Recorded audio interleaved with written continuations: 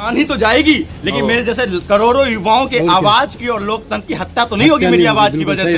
अगर आपकी आवाज बंद कर जाए तो आप जिंदा मर जाओगे। मध्य प्रदेश में आप इसमें आए हो आंदोलन में? नहीं, तो बाहर नहीं भाई साहब, इनको अंदर डालो, इनको जेल में डालो इन्हें। ठीक है, आप देखो मुंह बंद हो गया। क्या कर रहे हैं? समाज के तोड़ने के कार्य कौन तोड़ रहा है? आप तोड़ रहे हो। पत्रकार साहब, इस बंदे के बंदे भी पकड़ो जरा।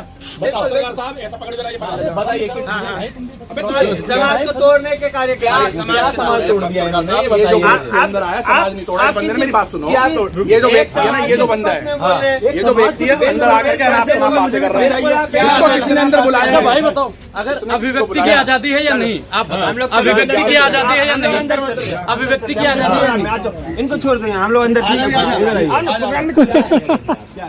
मैं ये कह रहा था, ये लोग जो भारत बचाओ आंदोलन के लिए यहाँ पे धरना प्रदर्शन कर रहे हैं, मैं करिए, आप एक पक्ष को सपोर्ट कर रहे हैं जो लोकतंत्र की हत्या कर रहे हैं, उनको तो कह रहे भारत बचा रहा है वो है, और जो लोकतंत्र की हत्या कर रहा है, जो लोकतंत्र की हत्या उसको भारत बचा रहा, और जो लोकतंत्र के पक्ष में बोला लोकतंत्र कैसे बचाया जाए, उनको आप मीडिया से बाहर कर दिए। रवीश कुमार का एग्जाम्पल देख लीजिए, आवाज दबा जाते। और आपको पता है लोकतंत्र में अगर आवाज को बंद कर दी जाएगी तो आप जिंदा नहीं रह सकती है, लोकतंत्र जिंदा नहीं रह सकता, लोकतंत्र की हत्या है। और ये मैं अकेला आया हूँ, जंतर मंतर है, व्यक्ति की आजादी है इस भारत देश में। क्या नाम है आपका? सुमित शर्मा।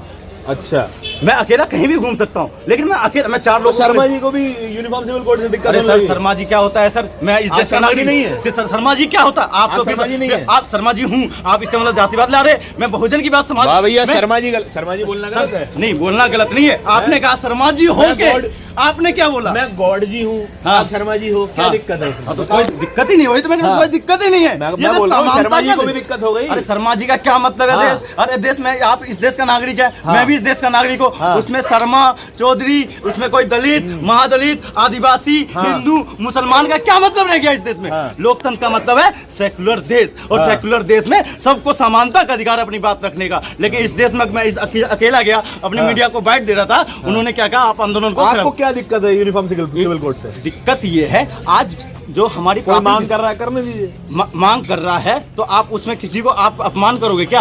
आप युवाओं के साथ क्या हो रहा है? वो रोजगार के लिए जा रहा है तो उसको देश विरोधी घोषित कर देते हो। आज उत्तर प्रदेश के अंदर पीटी का एग्जाम देने के लिए गया तो कोई सुविधा ही नहीं था, और जब उन्होंने कहा था ये गए फॉर्म क्यों फिल किया, सब सरकार का बयान है, उन्होंने फॉर्म फिल क्यों किया भैया? और कोई आवाज उठाता है, अरे देश में बेरोजगारी पहले। यूनिफॉर्म सिविल कोड से क्या मतलब है? यूनिफॉर्म सिविल कोड से मतलब यूनिफॉर्म सिविल कोड अभी ये क्या करे, विवाह के लिए बच्चा को गोद लेना, ये फलाना ढिंगाना जो भी है। मतलब अभी वर्तमान स्थिति क्या है भारत की स्थिति बेरोजगारी में? देखा आपने इंडेक्स देखा, भूख इंडेक्स में देखा आपने? हमने इंडेक्स 100 से ऊपर है, बांग्लादेश पाकिस्तान आपसे ऊपर है। आप इस पे बात नहीं करेंगे।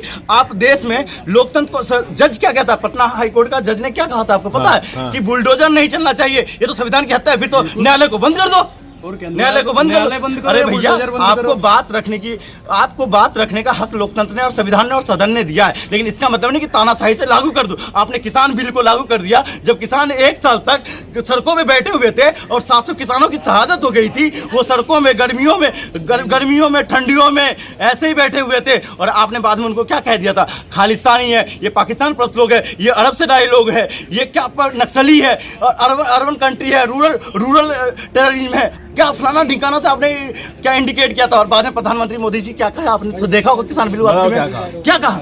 मैंने भोले भाले किसानों को समझा नहीं पाए। अरे भैया, भोले भाले किसान थे तो आपने फतेहपुर सीकरी में अजय चैनी का लड़का और अजय चैनी का पूरा गैंग, लखीमपुर खीरी में पूरा गैंग ने किसानों के ऊपर हाथ चला दिया और हत्या हो गई, और उनके ऊपर अभी तक कोई कार्रवाई नहीं हुआ। और आप फिर भोले भाले किसानों को समझा नहीं पाए, और बाद में आपने किसान बिल वापस भी ले लिया, और उसी किसानों को दिल्ली में किला की तरह आपने घेराबंदी कर दिया था और आने के लिए मना कर दिया था। और आप दोहरी नीति क्यों अपना रहे हो? एक नीति अपनाओ ना, एक नीति अपनाओ।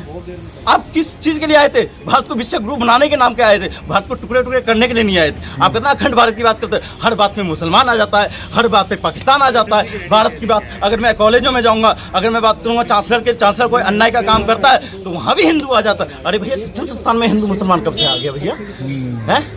अगर आप हमारे चैनल पर नए हैं तो चैनल को सब्सक्राइब करना ना भूलें और बेल आइकन को जरूर दबाएं।